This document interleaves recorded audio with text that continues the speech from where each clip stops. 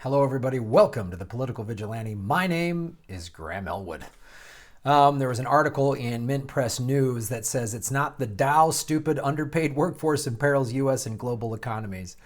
It's a really good article. It came out right after the State of the Union speech and is also showing how the mainstream media keeps telling us how great the economy is. And I even hear people that I know that are, neoliberals or whatever, who think they're informed saying, yeah, but the economy's doing great. What's the problem? And it's like, they're college educated in pretty decent white collar jobs in major cities and they seems okay to them.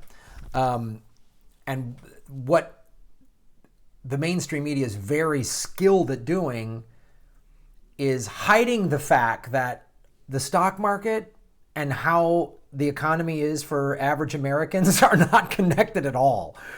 85% of all the stocks are owned by the 1%. Weird. That's a weird statistic. You'd think the 1% would share it around a little more. Nope. So this article is going to go into some interesting things, but it's something we really need to pay attention to because this is what the Republican tax cut is like.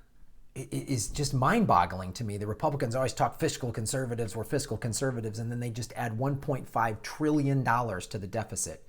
And I don't know how anybody, even the most strident Trump supporter, if you're working class, I don't know how you look at that and go, yeah, that'll benefit me. I don't know how.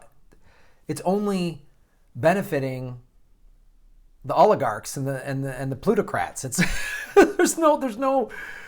this isn't helping anybody. And I've said this time and time again, but I'm going to keep repeating it because 60% of the population doesn't have $1,000 in savings. That's dangerous. And we're on the forefront of another collapse. 10 years after the last one, nothing was changed, no new regulations, no one was imprisoned, nothing changed from the '08 collapse because Obama did nothing other than help the banks line their pockets and create 5.2 million foreclosures, mine being one of them. So I'm going to go into this, but it's coming. A big recession's coming. I don't want it to happen. I hope I'm wrong, but I don't see people way smarter than me are saying it's going to come. So way smarter than I. See, there you go. Public school education. So they're talking about, this is a title from a January 27th New York Times. It's not a roar, but the global economy is finally making noise. What? For whom? Try as they may, the mainstream media simply cannot prepare for public viewing the gaping wound to the head that murdered the U.S. economy. Never mind the Dow, the Fed funds rate, or Apple's latest earnings report. The cause of death is really quite simple. Work is underpaid. For all intents and purposes, when adjustment is made for inflation, workers in the private sector haven't had a pay increase in nearly 30 years. And why, when I hear some critics of $15 an hour, yes, I think we need $15 an hour. Some of the criticism of, look, we need better, higher paying jobs. Minimum wage jobs were only really designed for high school kids. But when there are no real good jobs and minimum wage is the only when people are working 2 and 3 minimum wage jobs, or they're working 40 hours a week at a minimum wage job and they can't pay their bills off of that, then yes, we do need to raise the minimum wage. But this is what happens. When you have Bill Clinton that did NAFTA and you have the TPP and then the Republicans cutting everything and just both parties have just fucked over working people for the last 30 years, as it just says. We haven't had a pay increase, if you do all the adjustment, in 30 years. That's not just a problem for wage earners who finally have too much month left at the end of their paycheck, but for the entire global economy that depends on the consumer demand in the U.S. That's the point. China's economy has risen because mostly Americans are buying all their products. If Americans don't have extra money to buy things, it's going to severely affect the global economy. The last crash hurt the global economy. This one will really hurt the global economy. And the other thing, I've talked to some comedy club owners and stuff like that who are small business owners. And one of them said he's getting out of the business because he goes, I can't withstand another crash. The last crash, I cashed out life insurance and did this and did that. And I've talked to a lot of small business owners who've said that. I got nothing left to give. I was facing that prior to getting this FNX gig. I don't know what people are going to do. And then when the economy crashes, and then people who do have good jobs are either laid off or their investments and their real estate all nosedives again, what's going to happen? You know, the poor are getting poorer. Here's an interview with this woman, Jane, who raises chickens with her husbands in Central Texas ranch. Everyone I know is poor and getting poorer. As we struggle to pay down the mountains of credit card debt, monthly insurance premiums, car loans, or skyrocketing utility bills, we spend less and less on new stuff. Again, this affects the global economy. We're a consumer economy. Rosa Luxemburg called this cycle underconsumption.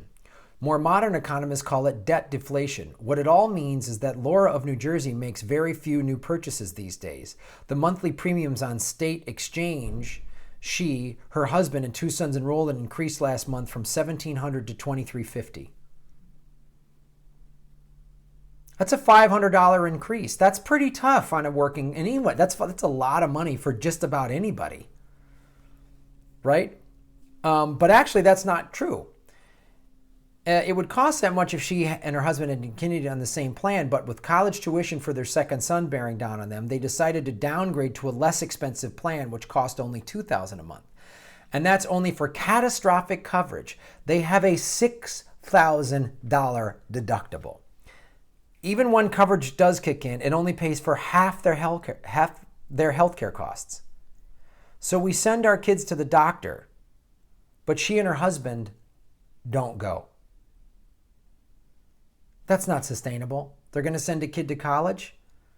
Most of our woes came from the economic crash of 2008, she said, when her husband lost his job in publishing. We just never recovered. Do you think this is only one story? I'm sure many of you watching this are like, geez, I barely recovered, or I just got out of it.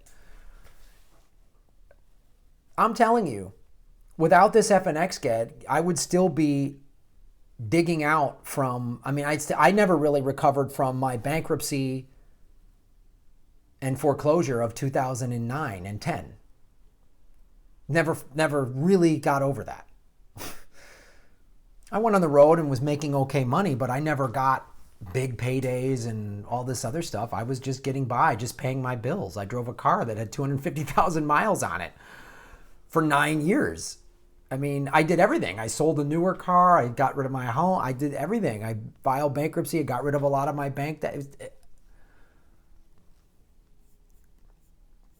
It's like the New York Times and other mainstream media outlets have joined President Trump in the State of the Union speech and queuing up happy days are here again because their high-rolling advertisers and constituents are heavily invested in restoring consumer confidence. That's what this is all about. Go out and buy. Remember when Bush did that after 9/11? That was his big FDR moment. Like, did FDR say that after Pearl Harbor? Go shopping.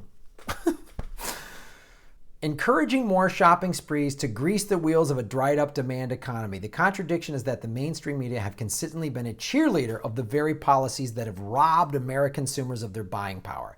Despite their proclamations to the contrary, the country has never recovered from the financial ruin of 2008 that was triggered by the collapse of an overpriced real estate market. It is true the Obama administration claimed that many banks had become too big to fail, although he failed to mention that the development was the result of laissez-faire government enforcement of antitrust and anti-monopoly regulations. But rather than force banks to accept a haircut or write down the loans of their balance sheets to help jumpstart consumer spending, Obama's Treasury Department did just the opposite, effectively pouring gasoline on a fire by loaning the banks billions of low-interest loans to reinflate the asset bubble that popped in 2008.